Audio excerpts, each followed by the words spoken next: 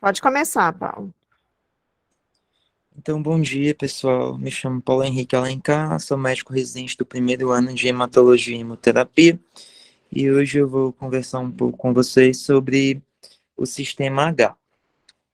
Antes da gente falar propriamente do sistema H, eu queria iniciar a aula com um caso clínico de um doador, né, masculino de 21 anos, natural de Fortaleza e procedente de Cascavel.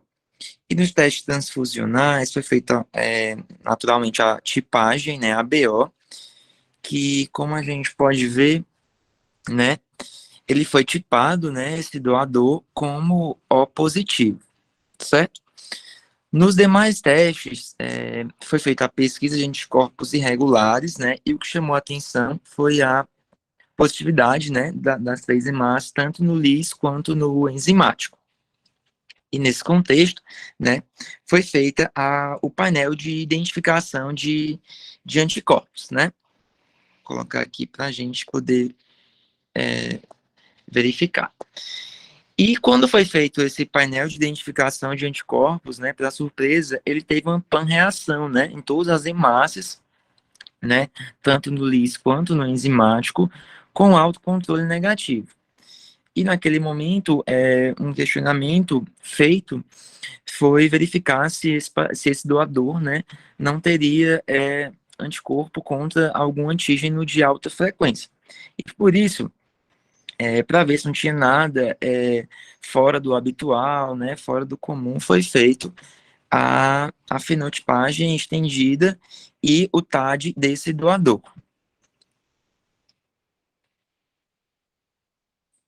Vou colocar aqui pra vocês, e a gente pode observar que na fenotipagem estendida, e o TAD não tinha nenhum,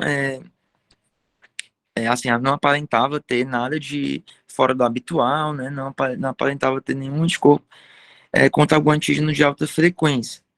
Porém, como o paciente, como o doador, na verdade, desculpa, como o doador era O positivo, uma das hipóteses, né, aventadas, foi que ele pudesse ter um fenótipo Bombay, que é um dos fenótipos que a gente vai comentar aqui durante a nossa aula. Então, foi feito, né, o uso da lectina anti-H, que não houve reação com as hemácias desse doador, né, e a confirmação foi feita através da identificação, né, de anticorpos anti-H no plasma desse paciente, onde ele não reagiu, né, com hemácias de outro paciente, Bombay, mas reagiu com hemácias, desculpa, de doador, né, Bombay, mas reagiu com hemácias de pessoas O, né, confirmando que ele não teria o antígeno H, mas teria o anti-H no plasma, e aí definindo esse doador como Bombay, certo? Então, antes da gente falar dos fenótipos, né, a gente precisa falar, né, do próprio sistema do antígeno H.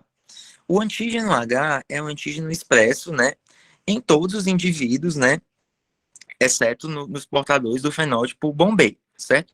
O antígeno H, ele é precursor dos antígenos A e B. Por quê? O gene H, tanto em homozigose quanto em heterozigose, ele vai codificar uma enzima, né, chamada de fucosiltransferase.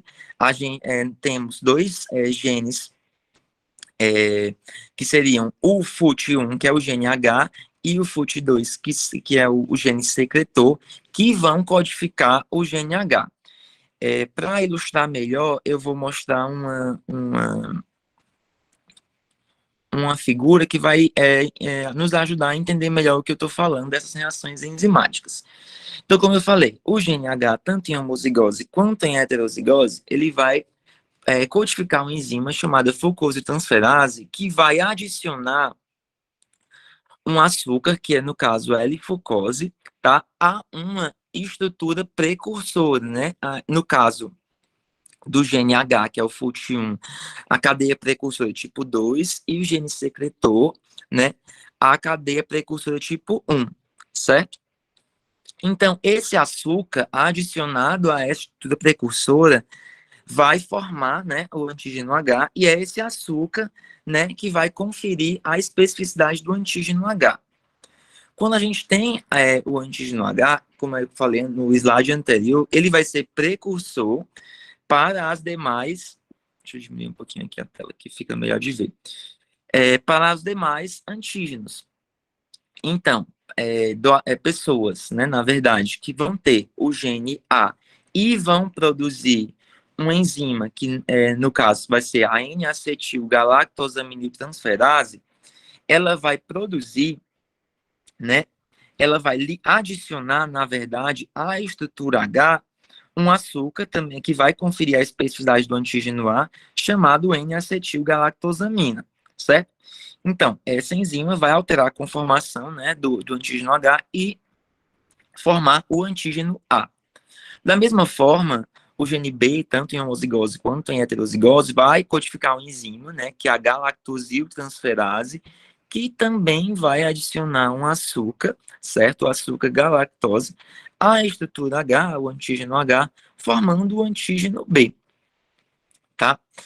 No caso das pessoas que têm genes A e B, vão produzir ambas as enzimas, tá? E vão produzir em antígenos H, tanto o antígenos A e outros antígenos B, certo? Naqueles pacientes que têm o gene H supresso, eu não vou ter a adição, né, no caso autossômico recessivo, no caso, eu não vou ter a adição desse açúcar, né, no caso da L-fucose, à cadeia precursora, e eu não vou formar antígenos H, originando assim o fenótipo que a gente vai discutir muito em breve, o fenótipo Bombay. Voltando ao slide anterior, né, como eu falei, essa enzima é codificada tanto pelo gene H, que é o FUT1, quanto pelo gene secretor, que é o FUT2, que vão codificar o gene H. Só que é importante a gente ressaltar que o gene secretor, FUT2, ele está localizado em determinadas estruturas que produzem secreções, como, por exemplo, o trato geniturinário, o trato gastrointestinal, as glândulas salivares, e a produção dos antígenos H vão ser nesses locais, certo?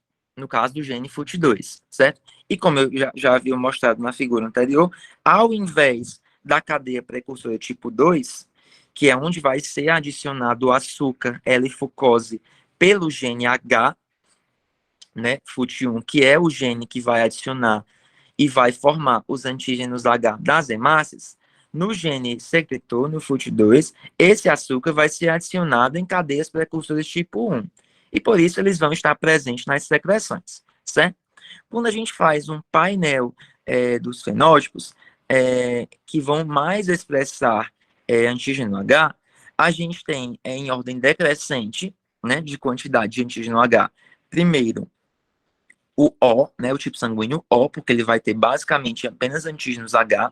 Depois, o A2, né, que ele vai ter uma taxa de conversão menor do que o A1, né, no tipo sanguíneo A, então ele vai ter uma maior quantidade, A1 no caso, vai ter uma maior quantidade de antígenos H do que, por exemplo, do que o A1, tá? Depois, o B, depois o A2B, depois, como já havia falado, o A1, e depois o A1B. Essa diferença, né, na verdade, essa que algumas pessoas podem achar confuso, ter mais antígenos H, por exemplo, no A2B do que no A1. É porque quando você tem um tipo sanguíneo AB, você tem uma maior taxa de conversão de antígenos H, tá? Principalmente pelo B, né? E como ele está associado com o A2, que converte menos em A gente vai ter essa diferença entre o A2B e o A1B, certo? O A2B ele vai ter um pouco mais de antígeno H do que o A1B, certo? Bem, falando aqui, voltando à figura, só para a gente ilustrar novamente o que a gente conversou, vamos discutir um pouco sobre o fenótipo Bombay. O fenótipo Bombay, ele foi originalmente descrito em Bombay, né, na Índia. É um fenótipo que é resultante, né, de um gene autossômico recessivo, né? Então, eu não vou ter, devido à ausência, né, devido aos genes FUT1 e FUT2 não funcionantes, eu não vou ter a codificação da fucosiltransferase, né, da enzima, que vai adicionar o açúcar terminal, né, à estrutura precursora e, consequentemente, eu não vou ter a formação de antígenos H, não vou ter a formação de antígenos A e B nas células vermelhas nas secreções. O que não quer dizer que eu não tenha as enzimas codificadas pelos genes A e pelos genes B. O que eu não vou ter é a expressão, né, a codificação desses antígenos, porque me falta o principal, que é o meu antígeno H, certo? É interessante a gente comentar também que, pela ausência do gene secretor, né, que é o FUT2, que é necessário para a síntese do Lewis B, esses indivíduos, né, portadores do fenótipo Bombay também costumam ser também Lewis B, justamente pela ausência do gene FUT2 que corrobora para a síntese do Lewis B, certo? Então, inicialmente, esses indivíduos, né, esses doadores, eles são tipados inicialmente como do grupo sanguíneo O, né?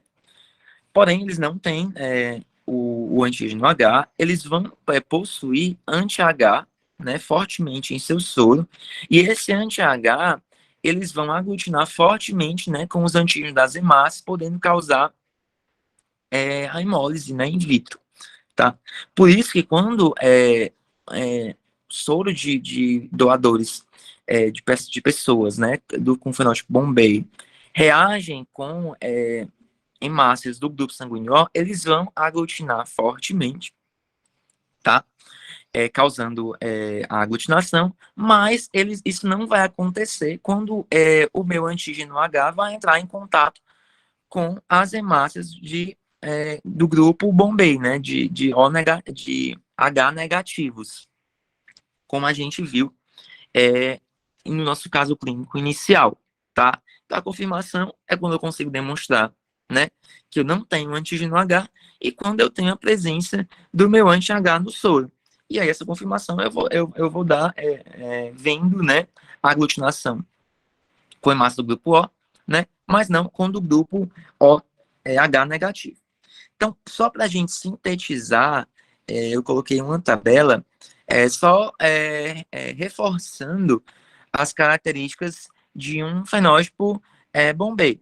Como a gente já discutiu, eu vou ter uma ausência de antígenos H, A ou B, consequentemente, não vou ter aglutinação com anti-A, com anti-B ou com anti-H-lectina, tá? Mas no soro do indivíduo Bombay vai ter sim anti-H, anti-A, anti-B e anti-AB, né? Eu não vou ter substância A, B e H na saliva, tá? Não vou ter a minha enzima H no soro, porque justamente o gene, o alelo recessivo, ele não vai produzir a enzima H, nem no soro, nem nas hemácias, tá? Como eu falei, eu posso ter a enzima A ou B, porque o genótipo A ou B vai produzir a enzima, só não vai acrescentar o açúcar a estudo H, porque eu não tenho estudo H. É uma herança autossômica recessiva, tá? Não reage com o anti-H-lectina. E as hemácias H negativo são compatíveis somente com o soro de outro indivíduo H negativo, certo? Saindo um pouco do fenótipo Bombay, a gente também deve conhecer, né, o fenótipo para Bombay. De forma geral, os indivíduos para Bombay, eles são indivíduos que herdaram pelo menos um gene FUT2, né, um gene secretor funcional. Ao passo que o gene FUT1 ele pode estar silenciado, pode estar mutado. Isso vai conferir uma expressão pequena de antígenos H, A e B nas secreções no plasma. Só que como a quantidade é pequena, grande parte dos antígenos H produzidos vão ser transformados, né, vão ser codificados em antígenos A e B, tá? Então, eu vou ter uma fraca expressão de antígenos A e B, que geralmente não vão ser detectados pelos métodos convencionais, tá? E principalmente, e claro, isso nas secreções. Eu posso ter uma fraca expressão de antígenos, como eu falei, nas hemácias, mas geralmente acontece por adsorção desses antígenos, dessas secreções para as células vermelhas, tá? Então, esses indivíduos, né, para Bombay, eles vão ter uma fraca reação justamente por ter uma expressão fraca dos antígenos, né, A e B, então eles vão ter uma fraca reação com reagentes anti-A e anti-B, mas não vão reagir com anti-H justamente pelo que eu falei inicialmente, há uma conversão bem maior, né, para antígenos A e antígenos B, tá? Então eles não vão reagir com anti-H, a galactina, a H monoclonal ou até a H de indivíduos Bombay. E no soro desses indivíduos, eles vão ter anti-H, anti-A e anti-B, certo? E quando a gente vai falar do anti-H, é importante a gente lembrar que o anti-H ele é clinicamente significante, está associado a reações hemolíticas agudas, ele é capaz de ativar o complemento, levando a hemólise, é tanto que a gente vê esse tipo de reação quando é, o anti-H, né, de indivíduos Bombay entra em contato com hemácias de outros grupos sanguíneos, por exemplo, do O, tá? São do isotipo IgM, certo? E eles têm uma variabilidade térmica grande, né, de 4 graus até 37 graus, eles podem reagir, tá? Então, só reiterando mais uma vez, o fenótipo Bombay deve se transfundir em indivíduos fenótipos Bombay, né, hemácias H negativas. Isso não é totalmente necessário para fenótipos para Bombay. O manual da ABB, ele recomenda que indivíduos para Bombay devem ter a avaliação individualizada, certo? Esses indivíduos, eles devem geralmente, ser tipados e avaliar se é significante ou não transfundir em massas que não sejam H negativos, certo? Mas ele não deixa também isso totalmente bem elucidado. Vai ter que ser avaliado caso a caso para ser decidido a melhor opção da prática transfusional para esses indivíduos, certo? Já os autoanticorpos, né, anti-H, eles podem ser encontrados em indivíduos saudáveis, né? Podem ser encontrados em indivíduos A1, por exemplo, né, que vão ter uma quantidade maior de antígenos H, uma quantidade menor, na verdade, de antígenos H, que podem formar, né, os autoanticorpos H. Porém, eles são clinicamente insignificantes, certo? Então, não são descritas, né, reações transfusionais graves, hemólises, né, nesses pacientes que possuem, né, esses autoanticorpos, certo? Porém, nesse paciente vai variar, né? Então vai ser definido caso a caso também. A transfusão podendo ser grupo específico mesmo, né? Ou a transfusão de grupo O mesmo. Só que isso aí deve ser avaliado caso a caso, mesmo eles sendo clinicamente insignificantes. Bem, era um sistema curto, eu acho que era mais isso que eu queria passar para vocês mesmo. Queria agradecer a oportunidade e deixo aí aberto a doutora Denise para eventuais questionamentos. Obrigado. Obrigada, Paulo. Eu estava aqui comentando. Que revisão linda que você fez do Sistema H, viu? Então, parabéns pela apresentação. Você pegou todas as nuances desse sistema. Como você falou, é um sistema de um antígeno só, né? Então, não é um sistema longo, como a gente já teve alguns aqui. Mas você destrinchou bem o que a gente precisava saber. Eu queria só fazer alguns comentários em relação às nossas rotinas aqui no Ceará. Eu acredito que em outros locais também, né? Eu já sei disso. Nem todo anticorpo, nem todo antígeno lê o livro. Então, a gente tem uma rotina, hoje, nas agências transfusionais, de testes pré-transfusionais, inclusive na Imuno, obviamente, de testar com hemácias O a reversa. para tentar pegar algum anticorpo frio, porque a gente tem pelo menos 9 famílias aqui no Ceará que são famílias Bombay barra para Bombay. E a gente percebeu, né, e como eu digo, nem sempre eles leem o livro, que nós temos anticorpos que não reagem em gel e AGH. Então, nós tivemos uma doadora Bombay, por exemplo, que a gente já a conhecia. Quando ela doou, na verdade, específico para um paciente, eu perguntei a gente, cadê a Bombay que doou? E aí falaram, não, doutora, não teve nenhuma PAI positiva hoje na rotina. Eu falei, mas como assim? Eu sei que ela doou, conversei com a doadora, e quando a gente viu, o anti-H dela não estava reagindo no nosso teste de rotina do doador, que é com cartela, com AGH. Então, isso me deixou bastante incomodada. E nós tivemos uma paciente também, relativamente recente, que estava gestante, que tinha uma PAI daquelas mais sem vergonhas possíveis. Tinha uma PAI fracamente positiva na hemácia 1. Então, vocês imaginam a angústia de uma população que a gente sabe que tem pelo menos 9 famílias circulando aqui, e que eu não consigo, algumas vezes, detectar um anti-H, que na teoria é para eu estar detectando bonitinho, com amplitude térmica, bonitinho a 37 graus e AGH. Então, a gente tornou rotina ficar testando esses pacientes de primeira vez no serviço, com hemácia ZO, somente em tubo, somente a temperatura ambiente. Se por um acaso essa reatividade for positiva, quer dizer, tem um anticorpo frio, a gente manda para o laboratório de imunohematologia para que faça um teste simples. Eu não vou ficar identificando anticorpo frio, mas que pelo menos a gente consegue testar com lectina anti-H, essa hemácia O.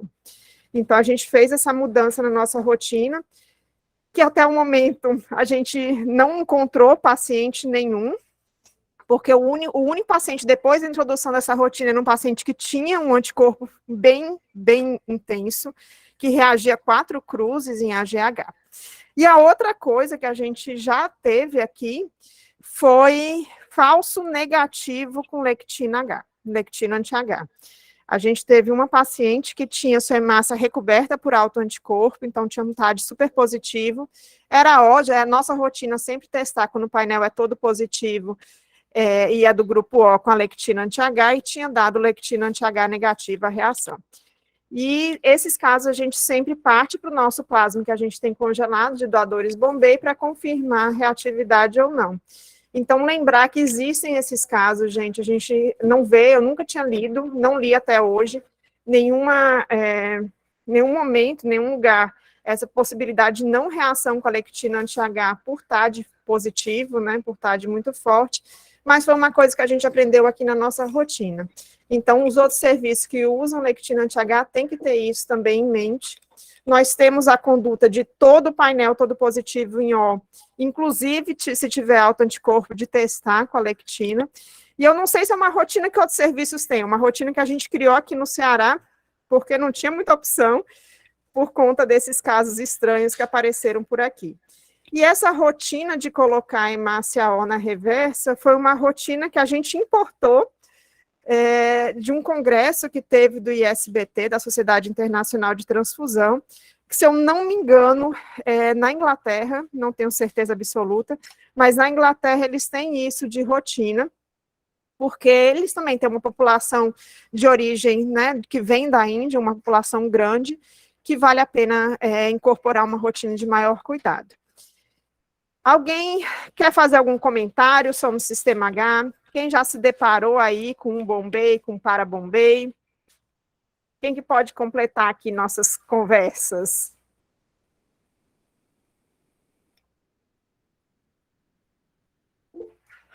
Davi, bom dia. Diga lá. Bom dia. Estão me ouvindo? Tá bem baixinho, Davi. Você consegue falar um pouco mais alto? Melhorou? Melhorou. Bom dia, Paulo. Bom dia a todos. Uma excelente apresentação. Nós temos aqui 2 indivíduos, doutora Liz, nós temos identificados um Bombay e um para-Bombay. O Bombay aqui foi um Bombay clássico, né? E a gente identificou até com uma maneira mais tranquila. E o para-Bombay, na verdade, a gente teve várias dúvidas na hora que a gente pegou esse paciente. A gente acabou mandando lá para o Marcos e para o Dr. Luiz Carlos Matos, que eles classificaram para a gente, por molecular ainda, o Parabombay. Mas, assim, eu vejo na questão interessante sobre a questão de vocês estarem fazendo a pesquisa com a hemácia H, com a hemácia óleo. Mas, assim, eu tenho uma pergunta, na verdade. E a prova de compatibilidade? Nós talvez temos uma dificuldade, sim, realmente, em identificar um Bombay em certas rotinas laboratoriais, principalmente em cartelas, né? A gente poderia estar, erroneamente, colocando um doador Bombay numa rotina de OS. Mas a minha pergunta é quanto ao paciente. E eu não li nenhum artigo, a questão, na verdade, sobre isso aí, é uma dúvida mesmo. E no doador, no receptor, e a prova cruzada? Então, se eu não identificasse esse Bombay, vocês vocês fazem a prova cruzada até o final, claro. Vocês têm experiência com isso? Se detectaria ou não? Excelente pergunta, Davi. Nós implementamos muito recentemente aqui no Ceará a prova cruzada também em tubo associada à cartela, certo? A nossa prova cruzada desses indivíduos em cartela muitas vezes era negativa, tá? Mas em tubo, esperamos que a gente realmente detecte. Mas como é uma rotina nova, nem todas as agências ainda começaram, porque a gente está em fase de treinamento. Talvez a gente consiga, em algum momento, tirar essa hemácia O do meio do caminho. Mas, por enquanto, como não foi uma rotina plenamente estabelecida, a gente continua com ela. Entendi. Não sabe por quê, doutor? Porque, assim, quando a gente identificou o Bombay, né, era um paciente nosso que precisava de uma reserva de cirurgia. Se eu não me engano, ele era portador de um CA de caldequina. E o que a gente conseguiu notar que no tubo ele reagia melhor mesmo, né? As nossas agências aqui, até na nossa aqui região, todas trabalham, a prova de compatibilidade é feita em tubo, né? Até eu aqui, a gente trabalha cartela no doador, 100%. Nos pacientes, a gente trabalha tubo e cartela, a gente trabalha na identificação e fenotipagem de doadores, de receptores, perdão. Só que a gente viu a característica desse, foi o único caso que eu peguei, do Bombay, que a gente vê realmente no tubo, ele até dá para ver mais hemólise. Na hora que a gente fazia a prova cruzada, levava para o banho-maria, a gente via aquele índice, um pouco índice de hemólise. Foi aí que eu confesso a vocês que eu comecei a estudar um pouco com mais carinho. Assim, vendo que ele é um P1 positivo, na época, eu falei assim, gente, o que pode ter, o que anticorpo é tão hemolítico assim, na hora que você incuba um painel, um tubo no banho-maria, aí a gente foi, né, não tínhamos o costume realmente de fenotipar para H, foi quando a gente acabou fenotipando e vimos era um H negativo, e tinha fenotipagem de ISA-B negativa, a gente só enviou para a molecular para fazer a confirmação, e o Dr. Luiz Carlos até confirmou. E vendo essa questão, dessa forma que foi apresentado apenas esse caso, é aí que eu acho interessante realmente. A gente mantém essa prova no gel, a gente viu que no gel ele não funciona tão bem, eu não conseguia ver hemólise, e as reações eram mais fracas do que no tubo. Exatamente. Excelente lembrança, Davi, que esses anticorpos, eles hemolizam, né? Hemolizam in vitro, são poucas as especificidades que a gente sabe que tem essa característica, né? O anti-H, o anti-VEL, o anti-PP1-PK, além de outros mais famosos, por exemplo, como o anti-KID. Mas é importante a gente lembrar sempre de olhar hemólise quando a gente está fazendo avaliação. Mas hoje no Ceará, Davi, a gente está implementando cartela em todas as agências. A gente ainda tinha algumas agências dos interiores com tubo apenas, mas a gente está mudando essa rotina. E aí tem essa parte aí que eu não vou poder largar o tubo de vez, né? Porque a gente está começando a realmente fazer PC em tubo somente a temperatura ambiente e fazer junto a PC em cartela a 37. Everaldo.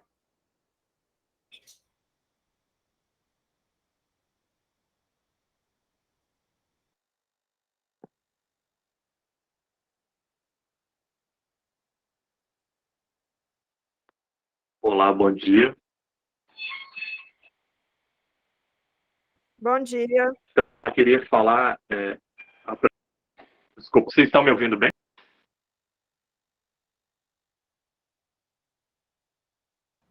Oi, vocês conseguem me Agora ouvir, sim, pessoal? Everaldo, Sim. tudo certo. Tá com um pouco de dificuldade aqui na internet. Então, só aproveitando que o Davi colocou, né? Então, só para lembrar, a gente pode não detectar até mesmo uma incompatibilidade ABO, né? Numa pelva cruzada, por exemplo. Então, é bem importante, né? Inclusive, outros métodos, né? Outros testes que possam direcionar, né? Para uma incompatibilidade. Mas só para falar que a gente teve um caso em 2011 e era um paciente que tinha síndrome de adesão leucocitária tipo 2.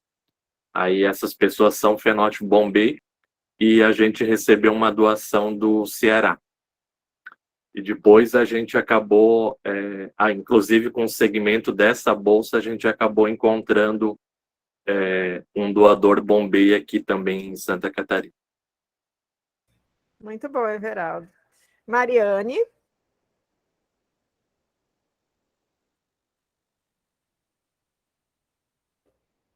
Eu acho que a mãozinha não estava querendo falar. Alguém está perguntando aqui como faço a liberação de tipo sanguíneo de uma hemácia Bombay. Na verdade, o que vai aparecer na nossa hemácia, eu posso pedir para outras pessoas comentarem, é que vai ser o rótulo de O, mas H negativo na fenotipagem. Eu não sei se algum outro serviço faz uma identificação de forma diferente dessa hemácia Bombay. Alguém pode comentar?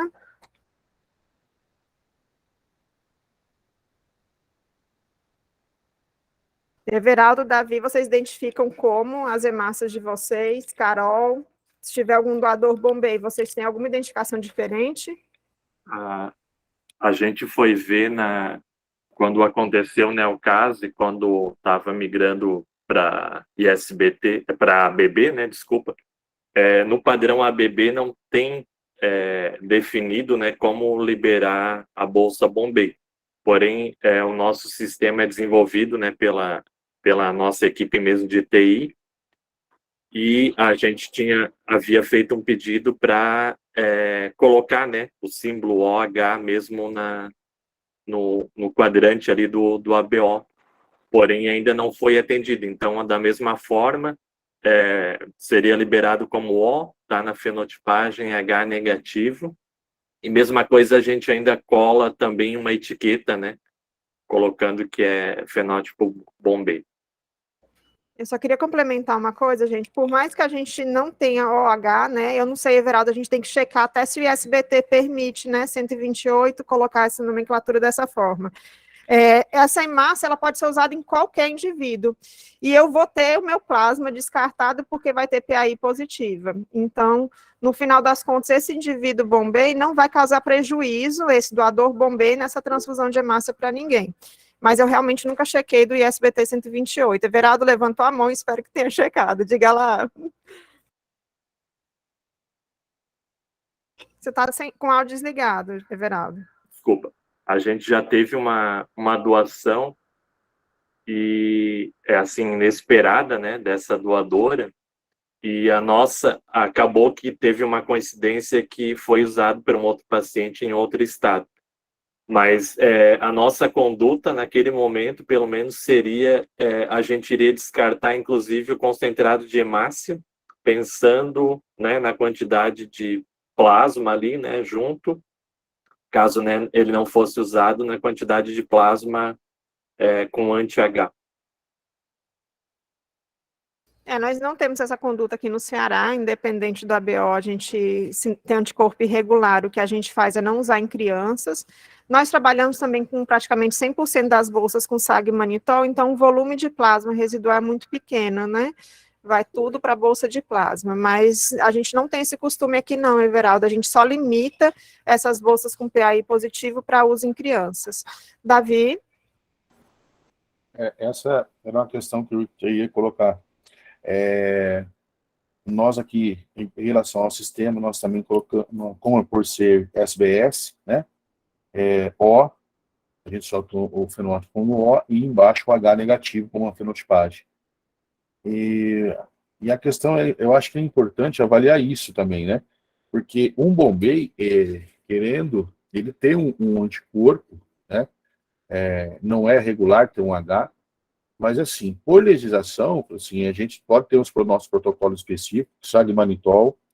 Se essa bolsa, não sei se algum de vocês lavam esses procedimentos, ela pode lavar uma bolsa para diminuir mais ainda essa questão de proteína plasmática, que nós fizemos um levantamento aqui, não para Bombay, né, não por questão do Bombay, mas por ter utilizando bolsas Sagmanitol, a gente começou a fazer a dosagem de proteína, e realmente essas bolsas têm proteína quase zero.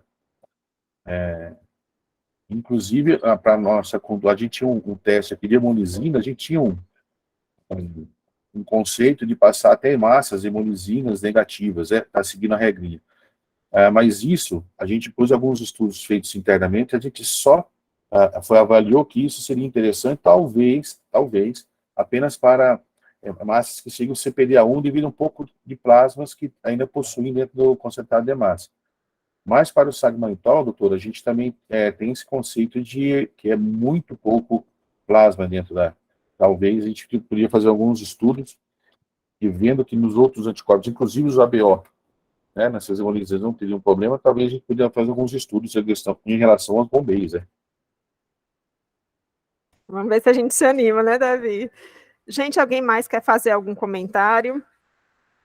Eu queria só acrescentar nossa rotina do doador, né? A gente hoje faz triagem para Bombay, com lectina anti-H dos doadores do grupo O, que a gente está fazendo estendida pela primeira vez.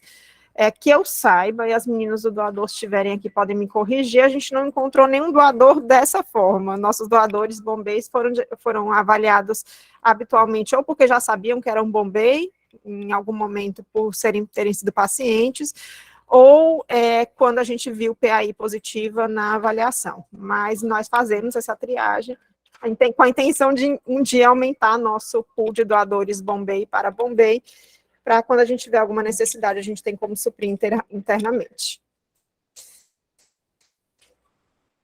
Alguém mais quer comentar alguma coisa? Carol tá tão quietinha, diga lá. Oi, Ana Luísa, se apresente, por favor. Bom dia, eu sou a Ana Luísa, trabalho aqui no Hemocentro de Brasília, Distrito Federal. E o ano passado, nós tivemos um caso aqui de Parabombay, e foi com uma pessoa que não era doador de sangue. Ele era uma pessoa da população que estava questionando a tipagem sanguínea dele, que não era compatível com o filho. E aí fez teste de DNA, o filho era dele, e a tipagem dele não combinava com a mãe e o filho. E aí ele buscou o Hemocentro para tentar... ele já desconfiava de ser Bombay, e aí ele pesquisou sozinho, e aqui no Hemocentro a gente resolveu fazer os testes dele, né, para ver o que a gente encontrava, e a gente achou uma tipagem O, com uma tipagem direta O, com uma reversa bem fraquinha, com a reversa fraquinha no A e no B, né, com as hemácias A e B, e aí a gente levou para laboratório de referência, aí a PAI a frio dele também dava positivo. A gente levou para laboratório de referência, fez sequenciamento, e aí foi revelado que ele era para Bombay. E aí ele nem é doador de sangue, mas ficou aqui nos nossos registros. Excelente, Ana Luísa, boa lembrança, eu acho que é uma coisa que a gente tem que lembrar sempre, uma das causas de incompatibilidade, né, o que não é esperado entre pais e filhos é o Bombay, então uma coisa que a gente tem que avaliar sempre, né, lembrar dessa hipótese, e de vez em quando a gente recebe essas solicitações aqui no Hemoce, porque não é compatível, a gente morre de medo de encontrar um pai que não é pai. Mas ele foi bem insistente, sabe? Acionou até a direção, aí então a gente resolveu fazer esse teste, que também não é convencional, né, a gente fazer de pessoas que não são doadores ou pacientes. Perfeito, muito bom. E aí, gente, lembrar dessa possibilidade também, né? Às vezes a gente tem, por exemplo, uma criança AB, não sei como é que foi o caso, um dos pais é O. E no final das contas, um dos pais, na verdade, é um Bombay ou Parabombay, que acabou não expressando os antígenos AB na superfície suemácea, mas tem o gene e passa para o filho, né? Muito bom. Carol? Bom dia, tudo bem? Excelente apresentação. Só para contribuir um pouco, eu não tenho muita experiência também, mas a gente teve um Parabombay faz bastante tempo. Era um doador e teve uma... na verdade, sim, a gente teve essa solicitação da Imuno de doadores para elucidar o caso, né? Ele tinha uma PAI positiva e uma fraca expressão de A. Na direta de A. E aí foi para explicar, né, a discrepância ali, e aí que a gente concluiu que era um Parabombay, porque a lectina deu negativa, enfim. Mas faz tempo, eu não lembro muito bem do caso. Muito bom, Carol. Eu acho que os Bombays, eles chamam sempre a atenção da gente. Eu me lembro, o primeiro Bombay que eu encontrei na minha vida, eu até quebrei meu celular de emoção, porque quem gosta de Munemato sempre ouviu falar em Bombay. Então, eu acho que é um tema bastante importante, que a gente tem que lembrar, né? Faz muita diferença a gente, principalmente, diagnosticar esses indivíduos pacientes, né? Mas identificar também o nosso doador é importante para suprir a necessidade dos nossos pacientes. Queria agradecer novamente, gente, a participação de todos, ao Paulo pela excelente revisão do Sistema H, e aí a gente volta semana que vem com o Sistema KX. Obrigada, gente, e até semana que vem. Boa semana a todos. Obrigado.